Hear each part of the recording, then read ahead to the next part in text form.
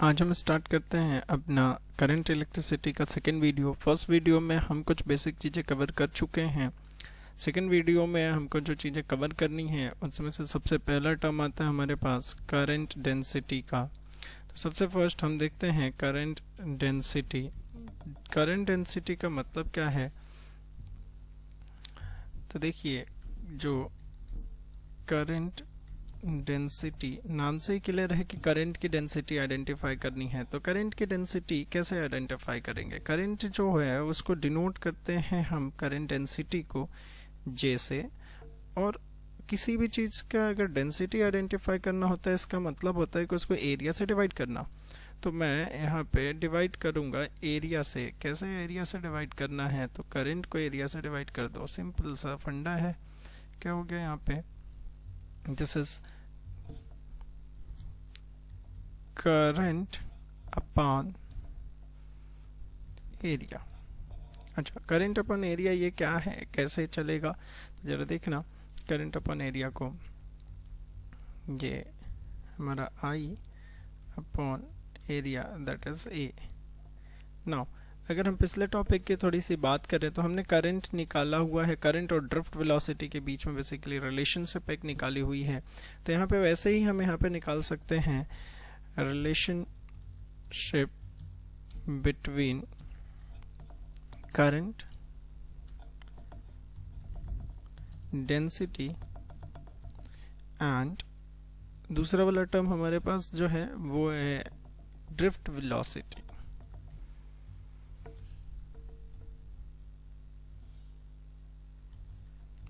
तो क्या होगा इन दोनों के बीच में रिलेशनशिप? तो देखो ना, हमको पीछे पता है कि I इक्वल्स टू हमारे पास I है NEA V सफिक्स में D।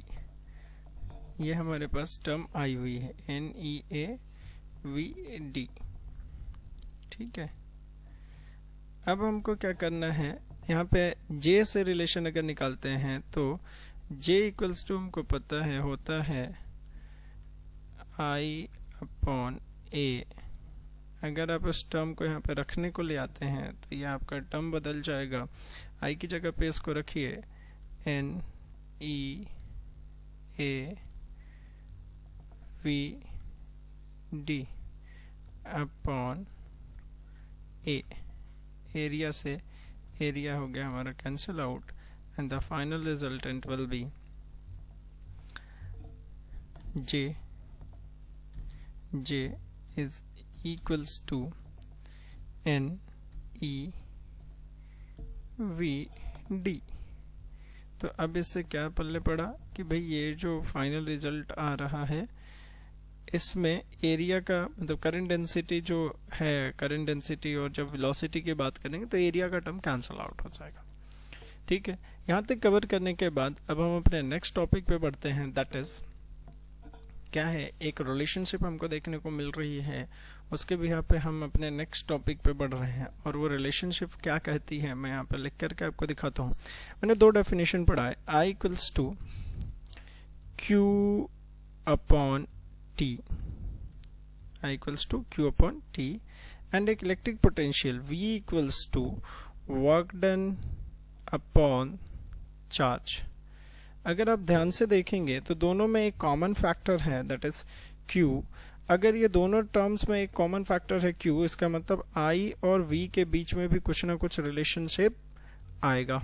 और उसी रिलेशनशिप के लिए एक साइंटिस्ट थे, इन्होंने दिया था named as Ohm's law.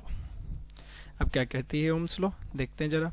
Ohm's law कहती है कि the electric current flowing through a conductor is directly proportional to the potential difference across the two ends of the conductor when physical conditions such as temperature, mechanical strain, etc. remains the same।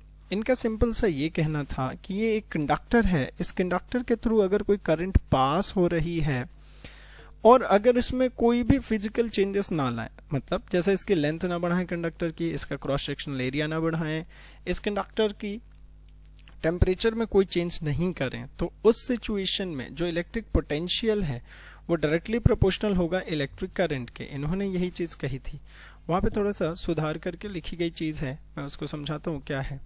उन्होंने कही थी कि ये जो V है, जो electric potential है, वो डायरेक्टली प्रोपोर्शनल हो जाएगा इलेक्ट्रिक करंट के।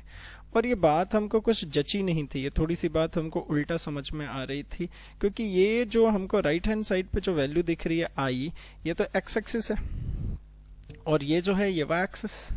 कैसा बोलना चाह रहा हूँ मैं, इसको आपको और कंपेयर करके दिखाता हूँ। ये एक्चुअल में क्या है, V is equals to a constant term आता है, that is R I।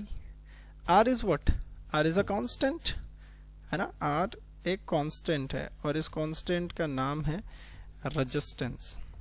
Ohm's law में ये चीज निकल के आती है, इसको कहते हैं रेजिस्टेंस। मेरे को थोड़ा सा इंटरेस्ट इसमें भी कम है, 10th क्लास में भी आपने इतनी सी टर्म तो देखी है। जो यहाँ पर हमें देखने का इंटरेस्ट है वो क्या चीज है, उसको जरा मैं समझाता हूँ आपको। मेरे पास बेटा यहाँ पे अगर अपन ध्यान से देखते हैं तो दो टर्म्स देखने को मिल रही हैं, एक है हमारे पास V और एक है I। V is the electric potential, I is the current. And हमको पता है कि electric current flowing due to the potential difference, है ना। करंट जो फ्लो होती है वो पोटेंशियल डिफरेंस की वजह से फ्लो होती है, ना कि आप ऐसा कहें कि ये जो इलेक्ट्रिक पोटेंशियल डिफरेंस जो जनरेट हुई है वो करंट की वजह से। क्या मतलब मैं समझाने की कोशिश कर रहा हूं, हमने इसको एक पैरेलल वाटर पाइपलाइनिंग सिस्टम से कंपेयर किया था। तो उसमें अगर यहाँ पे देखते हैं, जैसे ये पोटेंशियल डिफरेंस है, उसी तरीके से उसमें हमारा हाइट का डिफरेंस होता है। तो अगर कोई आपको ये कहे कि हाइट का डिफरेंस इसलिए है क्योंकि पानी तेज फ्लो कर रही है, ये हाइट का डिफरेंस, V मतलब क्या, हाइट का डिफरेंस, I मतलब क्या, वाटर करंट। तो कोई ये कहे कि पानी तेज बह रहा है इसलिए उनमें हाइट का डिफरेंस है, तो ये गड़बड़ बात है। पहले हाइट का डिफरेंस आएगा, इसकी वजह से पानी तेज बहेगी, ना कि पानी तेज बहने की वजह से हाइट का डिफरेंस आएगा। मतलब क्या कहने का, कि जो करंट है ये डिपेंड करेगा V पे, ना कि V डिपेंड करेगा करंट पे। दोनों में बहुत बड़ा अंतर हो जाता है। अगर ये इक्वेशन जो लिखी है मैंने, इसको अगर आप कंपेयर करते हैं अपने स्टैंडर्ड लाइन की इक्वेशन से, तो आपने ये पढ़ा हुआ है y is equals to mx plus c है। c की वैल्यू अगर मैं 0 रखता हूं तो इसी इक्वेशन को आप लिख सकते हो y इक्वल्स टू mx। तो मेरा ये V, इसको कंपेयर करके भी देख लो, अगर जो हमारे पास इक्वेशन यहाँ पे मिली है, इस इक्वेशन को कंपेयर करो जरा, देखना V is equals to what, R I। इसका क्या मतलब हुआ कि यहाँ पर जो हमारा M का इक्विवेलेंट है वो है कौन, हमारा रेजिस्टेंस R, और जो हमारा X है ना, ये X की जगह पे हमारा होना है क्या, I, है ना। और अगर इसी तरीके में एक और कंपैरिजन में यहाँ पे लगाऊं तो आप ये भी देखोगे कि जो हमारा y है उसकी जगह पे हमारा है v। इसका मतलब ये बहुत मजेदार सी चीज है, जरा समझेंगे इसका क्या मतलब बन रहा है, ये क्या चीज कहना चाह रहा हूं मैं। तो यहाँ पे एक ग्राफिकल रिप्रेजेंटेशन करके देख लो।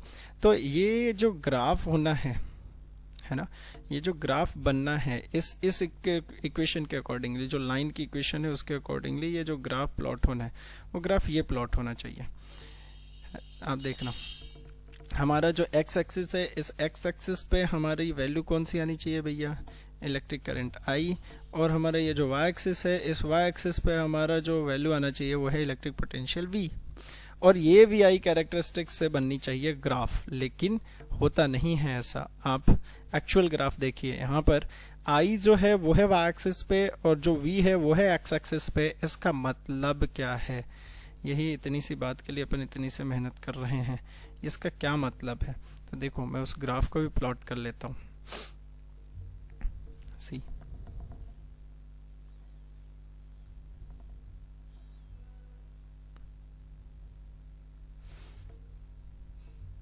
एक्चुअल जो ग्राफ है वो ये है जो मैं अभी बना रहा हूँ। यहाँ पे कलर चेंज कर लेता हूँ। यहाँ पे ये अपने को मिलता है V और जो y एक्सिस है वहां पे मिलता है I। अब आप अगर ये ऊपर लिखे हुए इक्वेशन से इसको मैच करने की कोशिश करेंगे, ये जो इक्वेशन लिखी है इसे आप मैच करने की कोशिश करेंगे इसको, तो आप खुद ही पाएंगे कि भैया ये तो उल्टा है। इस इक्वेशन के हिसाब से तो ये चीज होनी चाहिए, तो ये उल्टा क्यों बना दिया। तो बस इतनी सी बात है कि मैथमेटिकली ये जो रूल है ये सही है, ध्यान से सुनना। मैथमेटिकली जो ये लॉ उन्होंने दिया था ये लॉ बिल्कुल करेक्ट है, लेकिन फिजिकली ये उल्टा होता है।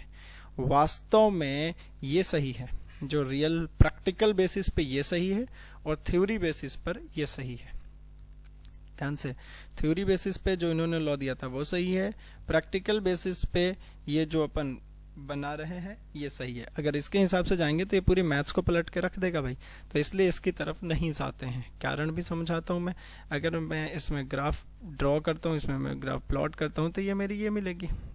इसका मतलब मैं इधर में बढ़ाते चले जाऊंगा, रेजिस्टेंस की वैल्यू मेरी बढ़ती सी मिलेगी। ये है हमारा जो ब्लू कलर में दिख रहा है, ये रेजिस्टेंस है। इसमें ऐसा कुछ भी नहीं मिलने वाला क्योंकि इसकी स्लोप नेगेटिव हो जाएगी, लेकिन इक्वेशन के हिसाब से तो ऐसा कुछ भी नहीं दिख रहा। तो इसी वजह से इसको कहते हैं हम कि ये जो सेगमेंट है ये वाला गड़बड़ है ना। ये वाली जो चीज है वो सही है, लेकिन जानकारी में रखना जरूरी है कि ये क्यों उल्टा दिया। इसका मतलब समझ में आ रहा है कि भाई हमारे पास कायदे से ये होना चाहिए कि इलेक्ट्रिक करंट है ये डिपेंड कर रही है इलेक्ट्रिक पोटेंशियल के ऊपर। अगर कोई ये कहे कि नहीं इलेक्ट्रिक पोटेंशियल डिफरेंस डिपेंड कर रही है इलेक्ट्रिक करंट, तो ये गड़बड़ सा मामला है। असल में ये चीज होनी चाहिए, है ना। लेकिन थ्योरेटिकली ये बात सही है और प्रैक्टिकली ये बात सही है, तो उनने अपनी चीजों को पलट दी। बाद में इसमें एक लेंज नाम के साइंटिस्ट आए थे, उन्होंने एक नेगेटिव साइन लगा दी थी और उन्होंने कह दिया था कि ये जो फॉर्मेट लिखा हुआ है ये फॉर्मेट उल्टा लिखा हुआ है। तो बात ही हो गई खत्म, वो नेगेटिव साइन ने पूरा मामला सुधार दिया बाद में, मतलब मैथमेटिकली भी इसको करेक्ट कर दी गई। लेकिन यहाँ के लिए आप बस इतनी सी बात समझ में जाइए कि ओम ने जो लॉ दिया था वो ये था, V is directly proportional to I, which is equals to V equals to I R. R is what? R is the resistance. And जब R एक रेजिस्टेंस है तो रेजिस्टेंस का क्या मतलब है? तो एक नई टॉपिक स्टार्ट हो जाती है हमारी यहां से, दैट इज रेजिस्टेंस। रेजिस्टेंस का मतलब क्या है? शुद्ध हिंदी में अगर अपन बात करें तो रेजिस्टेंस का मतलब ही है रुकावट, है ना। ये है एक obstacle present in the path of, किसके रास्ते में होगा? तो जो चलेगा वो इलेक्ट्रिक चार्जेस कह लो या फिर इलेक्ट्रिक करंट कह लो। भाई इलेक्ट्रिक करंट या इलेक्ट्रिक जो चार्ज है बेसिकली उन्हीं के रास्ते में ये ऑब्स्टिकल है। अब ये ऑब्स्टिकल्स होते किस टाइप के हैं, क्या रुकावटें होंगी? तो बेसिकली समझना, हमें इलेक्ट्रिसिटी को पास करने में मदद कौन करते हैं? Free charges. हमें इलेक्ट्रिसिटी को पास करने में सपोर्ट करते हैं सिर्फ फ्री चार्जेस। तो जो पेयर्ड चार्जेस हैं, जो ऑलरेडी उसके अंदर में पेयर्ड हैं चार्जेस, वो पेयर्ड चार्जेस फिर क्या करेंगे? तो पेयर्ड चार्जेस हमें इलेक्ट्रिसिटी को पास कराने में हेल्प नहीं करेंगे, तो उन्हीं को कहते हैं हम एक तरीके से रेजिस्टेंस। या कुछ यूं कह लो कि जिनके पास डिफिशियंसी हो, जैसे इसके बिहार पे अपन ने डिस्कस करी है conductor, semiconductor and insulator. Conductor का मतलब तीन चीजें होती हैं इसके बिहार पे। एक तो कंडक्टर हो गया, है ना। कंडक्टर का मतलब यह है कि इसके पास फ्री चार्जेस हैं, फ्री चार्जेस एक्सेस अमाउंट में है, ये मान के चलो, ये इसके पास जो फ्री चार्जेस हैं ये एक्सेस अमाउंट में है। जो हमारा सेमीकंडक्टर है, सेमीकंडक्टर के पास में जो है फ्री चार्जेस ये मॉडरेटेड है।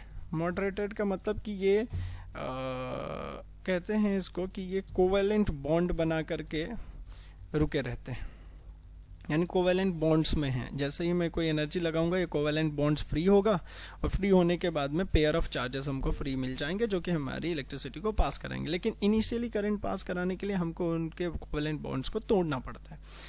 थोड़ा सा टिपिकल है करंट कंडक्टर से, मतलब रेजिस्टेंस कंडक्टर के कंपैरिजन में थोड़ा सा हाई हो गया। और तीसरी चीज आ जाती है हमारे पास इंसुलेटर।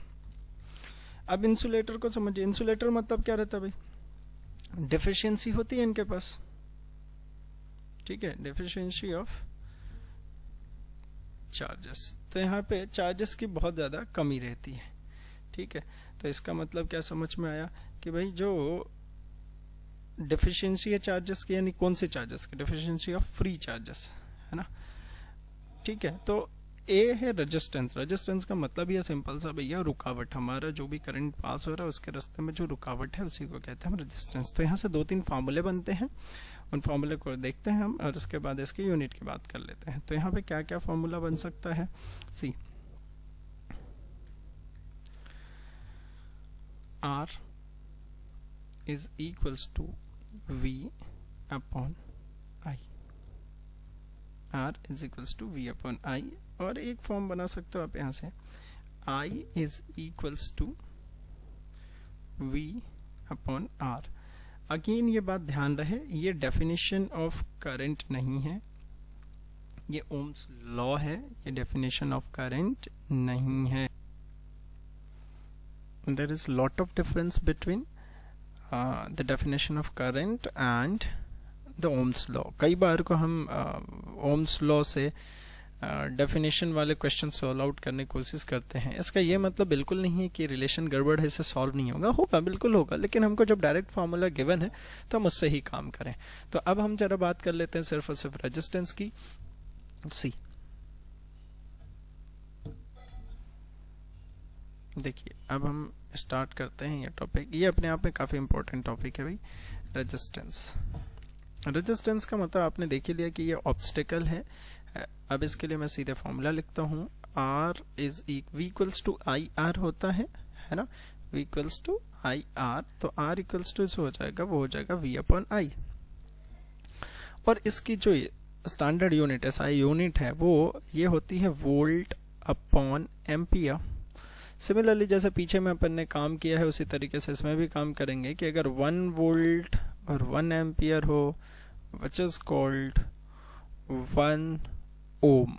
ओम का एक सिंबलिक रिप्रेजेंटेशन है, this is the symbolic representation of ohm. Otherwise हम सीधे ऐसे भी लिख लेते हैं ओम, ठीक है। अब इसमें बारी आती है इसकी डिपेंडेंसी के ऊपर। ये कुछ चीजों पे, कुछ टर्म्स पे निर्भर करता है ना, तो मैं उसको जरा डिस्कस करता हूं। Dependency of resistance. डिपेंडेंसी क्या है इन रेजिस्टेंसेस की, वो जरा समझते हैं। देखना, इन रेजिस्टेंसेस की जो डिपेंडेंसी है वो एक एक करके देख लेते हैं। सबसे फर्स्ट तो है इसकी डिपेंडेंसी लेंथ पर। कैसे लेंथ पे? अगर लेंथ को आप इंक्रीज करोगे, है ना, अगर अपन लेंथ को इंक्रीज करेंगे तो रेजिस्टेंस भी इसमें बढ़ना शुरू हो जाता है। इसका क्या मतलब है कि अगर resistance is directly proportional to L। कैसे? तो लेंथ बढ़ने का मतलब समझिए ना, लेंथ बढ़ने का मतलब कि पहले मान लो कि किसी को चलने, एक तरीके से समझना, मान लो एक रोड है उबड़ खाबड़ सा, पहले उसको 1 किलोमीटर जाना है बंदे को, अब 4 किलोमीटर जाना है और 4 किलोमीटर तक वैसे ही उबड़ खाबड़ सी रोड है। तो इसका मतलब क्या हुआ, लेंथ बढ़ गई तो उसको ज्यादा दूर तक परेशानियां फेस करनी पड़ेगी। दूसरा है एरिया ऑफ क्रॉस सेक्शन, ठीक है। सेकेंड टॉपिक है हमारा area of cross section. Area of cross section का मतलब क्या है कि अगर आपने क्रॉस सेक्शनल एरिया बढ़ा दी, क्रॉस सेक्शनल एरिया का मतलब भी समझाता हूं मैं, देखिए बहुत आराम से समझना इस टर्म को।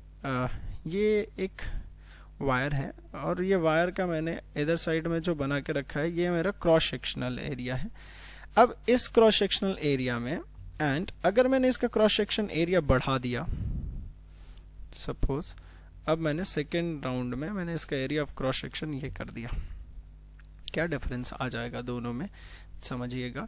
अगर मैंने छोटा क्रॉस सेक्शनल एरिया रखा है तो availability of charges at that point at that time कम होंगे और इसमें चार्जेस की जो संख्या होगी वो ज्यादा होगी। इसका मतलब ऐसा समझिए, इसके अंदर चार्जेस भरे हैं, है ना, किसी एक कट पे ये मान के चलो 4 चार्जेस है। अगर ये एरिया ऑफ क्रॉस सेक्शन बढ़ा दिया तो number of charges at the same time क्या हो जाएंगे, बढ़ जाएंगे। तो अगर number of charges at the same time बढ़ रहे हैं, इसका सिंपल सा मतलब हो गया कि भाई जब चार्जेस की संख्या बढ़ गई तो हमारे लिए रुकावट कम हो गई। चार्जेस की संख्या बढ़ने का मतलब कि रुकावट का कम होना। कैसे कम होना भाई, कि फ्री चार्जेस हमको मिल ही रहे हैं जब सप्लाई करने के लिए, तो फिर क्या रोक रहा है, कुछ नहीं रोक रहा है। इसका मतलब क्या कि resistance inversely proportional to area. Now on combining about two, इसको इक्वेशन फर्स्ट ले लो, इसको इक्वेशन सेकेंड ले लो। अगर इन दोनों को कंबाइन कर देते हैं, है ना, तो क्या बनेगा हमारे पास,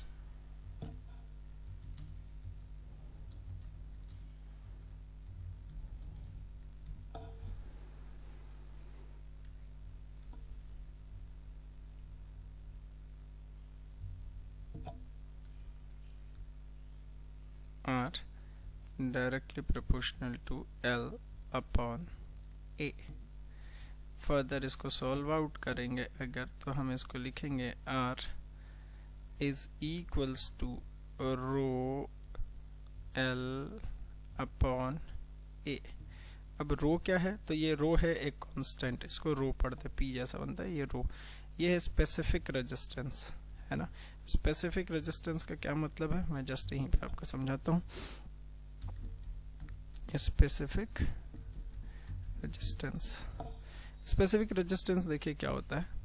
स्पेसिफिक नाम से क्लियर हो रहा होगा कि स्पेसिफाइड, स्पेसिफाइड कोई चीज कैसे होती है, तो मैं इसको फॉर्मुलेट करता हूँ, वहां से बड़े आराम से समझ में आ जाएगा कि ये स्पेसिफिक का क्या मतलब जाएगा।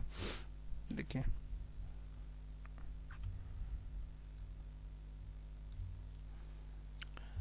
इसी फॉर्मूले को आगे बढ़ाते हैं, जरा देखते हैं। रो इज इक्वल्स टू क्या होगा, क्रॉस मल्टीप्लाई करो तो ये हो जाएगा R A अपॉन L। अगर मैं एक कंडीशन बोलूं आपको कि अगर कोई कंडक्टर है F, area of cross section is equals to 1 square unit, and जो हमारा लेंथ है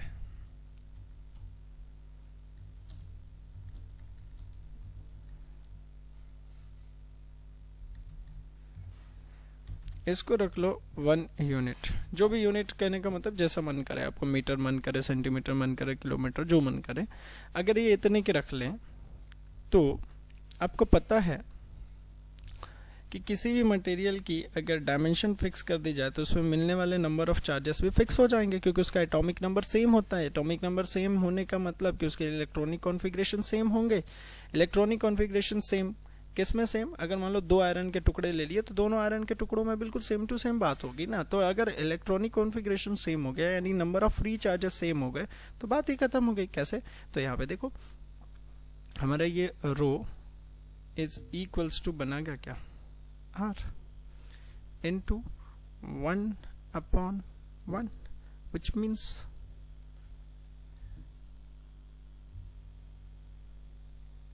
rho is equals to R. That is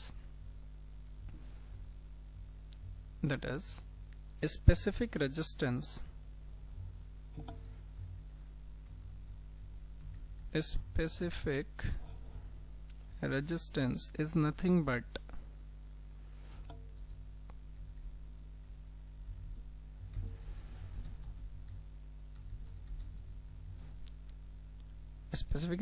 is nothing but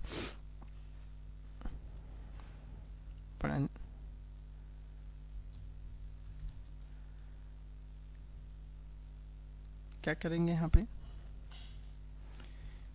area of cross section and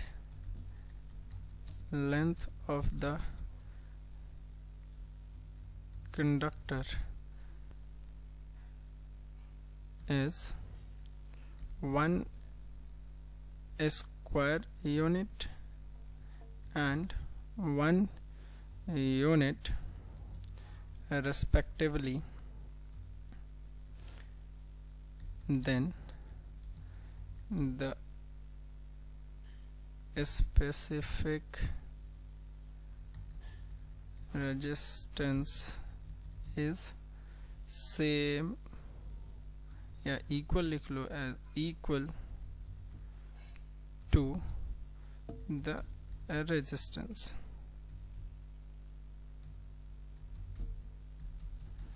fine, मतलब ये रेजिस्टेंस ही है, लेकिन कब का रेजिस्टेंस है, जब हमारा एरिया ऑफ क्रॉस सेक्शन 1 हो जाए और लेंथ भी इसकी हो जाए 1, ये तब के लिए फैक्टर है। ठीक है, अब थोड़े से और 2 पॉइंट्स हैं, ये तो फॉर्मुलेशंस के अकॉर्डिंगली आ गया। हमारे पास 1-2 और पॉइंट्स हैं, हम उनको भी जरा देख लेते हैं। रेजिस्टेंस की डिपेंडेंसी है, थर्ड रेजिस्टेंस की डिपेंडेंसी है हमारा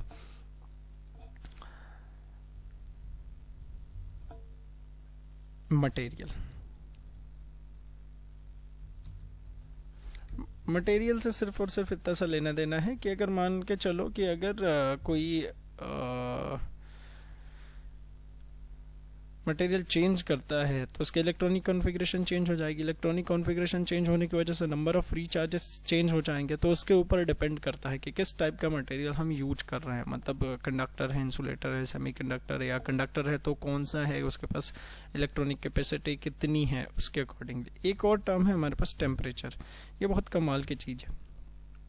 रेजिस्टेंस का कंडक्टर में अगर टेम्परेचर बढ़ाओगे तो रेजिस्टेंस भी बढ़ जाता है। इसका मतलब समझाता हूं मैं, बहुत ही आराम से समझना इसको। ये कंडक्टर है, इसके अंदर में पहले से ही कुछ चार्जेस होंगे, है ना। ये इसके अंदर में एटम्स हैं, इसके फ्री चार्जेस भी अवेलेबल हैं ही, तो ये चार्जेस हैं इसके अंदर में पहले से ही हैं।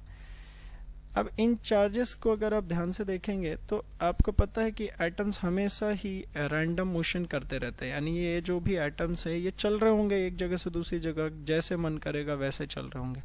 इनकी कोई लेना देना नहीं होगी कि ये इधर ही जाएगा वो उधर ही जाएगा, कहीं पे भी ये चार्जेस चल रहे होंगे।